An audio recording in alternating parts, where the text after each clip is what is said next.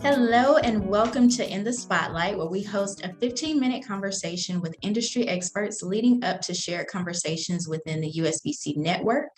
On behalf of our president, Ron Busby, our board, chambers, and staff, thank you for attending. I'm Lisa Carter, program coordinator of the Community Navigator Pilot Program through the U.S. Black Chambers, fondly known as the National Voice of Black Businesses. Today, we are welcomed by Ms. Sandra Barrett, Director of the Office of Certification and Eligibility within the Small Business Administration's 8A Business Development Program. Ms. Barrett has over 13 years of experience with the SBA, prefaced by her experience as a supervisory business opportunity specialist at the Washington Metropolitan District Office, where she cultivated and supported small businesses along their path to procurement. Welcome to the conversation, Ms. Barrett. Thank you. Good afternoon. Good afternoon. It is a pleasure. And we know we have a tight time frame, so we're going to get right into it. So first, we want you to share with the viewers the capacity in which you currently serve underrepresented businesses. Sure, definitely. As you mentioned, I'm the director of the Office of Certification and Eligibility. And most of the time, people don't know what that means. And I normally have to say, well, I run two offices. I run the good and the bad as I see it. The good is my team processes added applications. I have two locations, one in San Francisco and one in Philadelphia. And a long time ago, we used to have 10, but because of everything that's happening and decided that we should streamline that, we have two. I have the biggest staff in the Office of Business and Development area in the Office of Government and Contracting. And basically that's what we are. We're here to do counseling, we're here to support, and we actually, every quarter we do it's called a webinar straight talk, where we out there reaching to the masses, and it's very informal, and you can call and ask us anything. We get a lot of crazy questions, but we're there to assist any and everything about 8A application. The other part is consider continuing eligibility. That's not the somewhat good part, because if you do anything that's against our regulation, that's when you're getting the email from me saying, hey, asking you further questions and saying, did you really do this versus this? Is somebody else owning your company that you are not? Did you give some information that was kind of misleading, or we tell people a little white lie?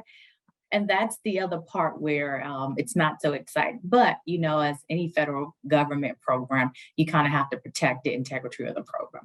So that's basically what I do. But overall, it's dealing with 8A participants when they get approved into the program. Awesome. And what encounters and influences led to your existing role in your career path? That's a great question. It is not what I went to school for.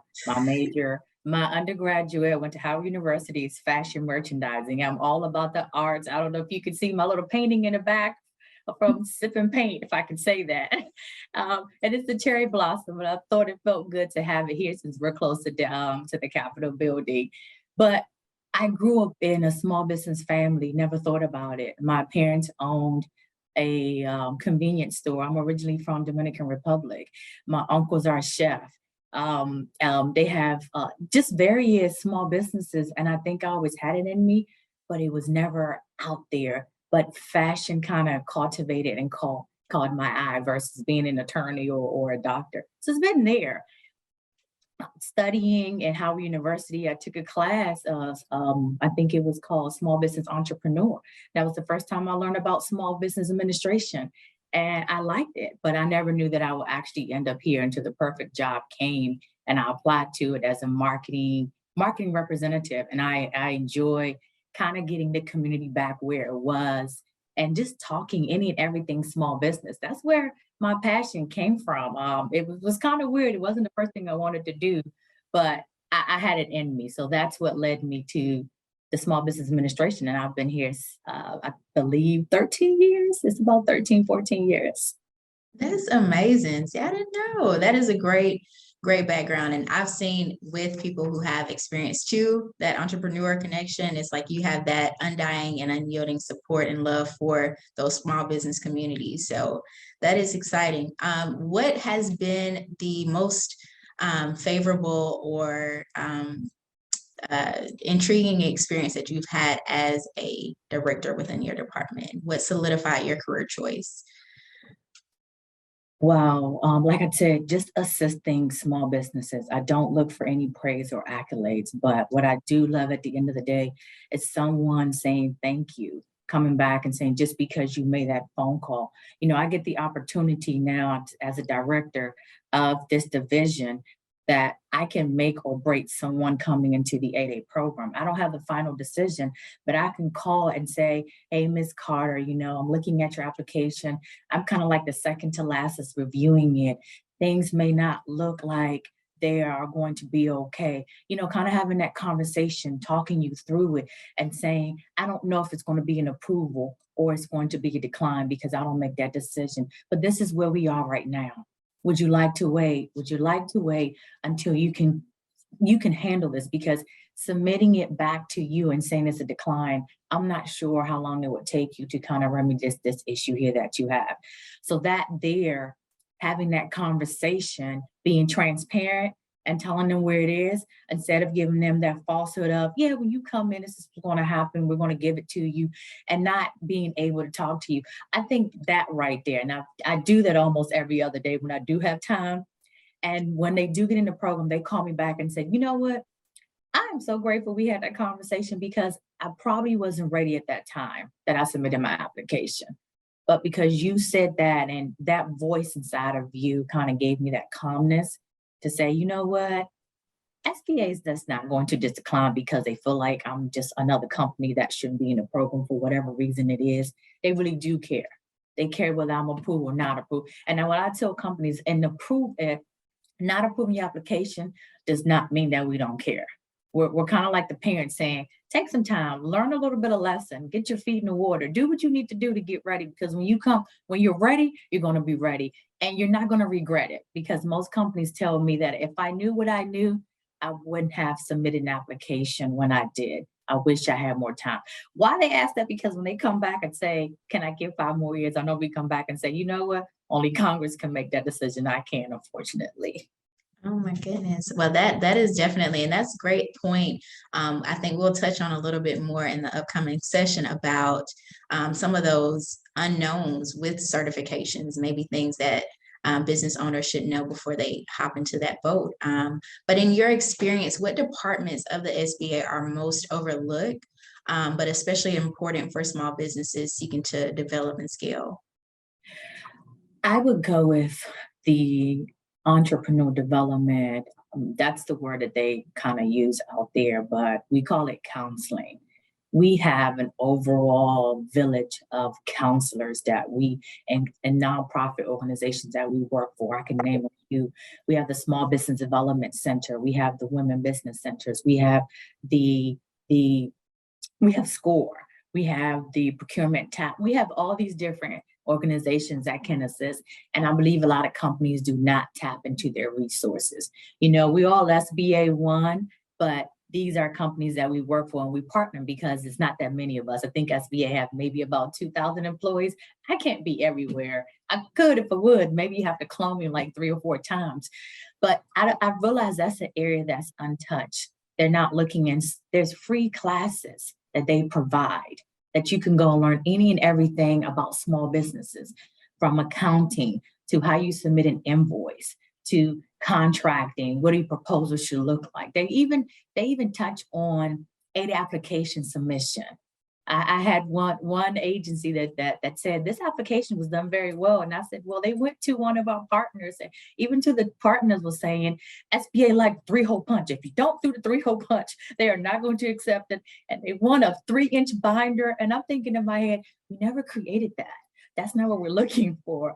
But you can see that they love what they do and we love working with them. And I think that's one area that is really overlooked, not just for aid application, but for any and everything that's considered SBA or just being a small business.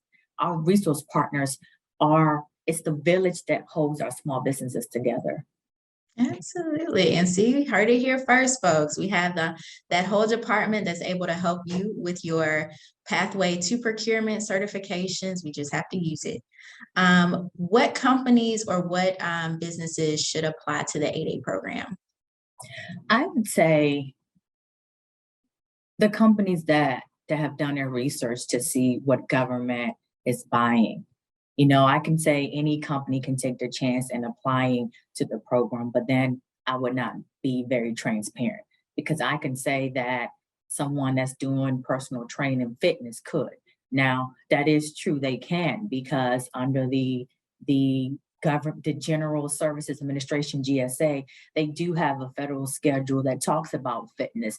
Interesting story, the Ark of the Capitol had a contract where the justices could go and do yoga. Who would ever think about that? You know, as stressed as they are, we all need yoga, but that was the government contracting. But the tips that I would probably not elaborate today, but more so when we have the actual session is learn what government is buying to see if you should apply to the program. You know, go and see what agencies are actually buying those services. Is it $6 million?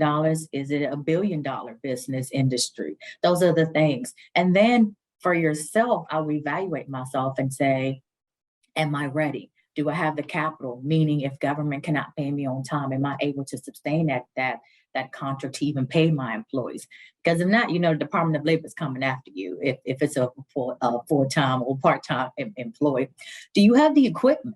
No, do you have a computer, 2 or 3? Do you have a crane? Do you have those actual bodies if you're a staffing company to say, yes, if a contract comes tomorrow, I could staff a hospital with 3 or 4 doctors. Those are the things you need to have to ask yourself personally, what's considered to be a viable business. In my mind, that's the definition of a viable business, knowing your research, knowing your industry, having the capital and having the equipment and the knowledge. I can't take that away because you may have all those 3 that I said, but you may not know anything about that industry. That's not a good thing. That should be your first thing, is to know your industry. Awesome, awesome. Well, and it is crazy because, you know, knowing what the government is buying, we hear that so often. It's so many departments out there for contracting. It will blow your mind if you go to the proper databases, which we'll talk about more on July 26th, what databases you want to take time to review, but the SBA.gov, SAM.gov, GSAs, you want to make sure you're familiar with those resources. But it looks like we are running out of time, so we'll definitely cover more of this in our upcoming session. To learn more about the SBA support towards 8A certifications, what the bidding process looks like, and what government agencies and contract buyers leverage those 8A certifications most, join us for part 3 of Contracts and Capital Certifications, the Door to the Bag. This session will feature a deeper conversations with industry experts like Ms. Barrett. They'll explore the benefits of business credentials, ways to market business certifications, and available resources throughout the certification process. This live webinar takes place July 26th at 11:30 Eastern. Register today on Eventbrite. And thank you so much, Ms. Barrett, for all of you who are viewing, our Community Navigator Chamber partners, for producing this segment in collaboration with us. And lastly, did you know the USB offers the only Black certification program with a business directory, providing businesses that certify access to private and public procurement opportunities, highlights, and other benefits, all of which are available through our buyblack.us platform. This online program can help prepare you for the contracting space as a documents preparation guide, and you can certify today by visiting usblackchambers.org/certifications.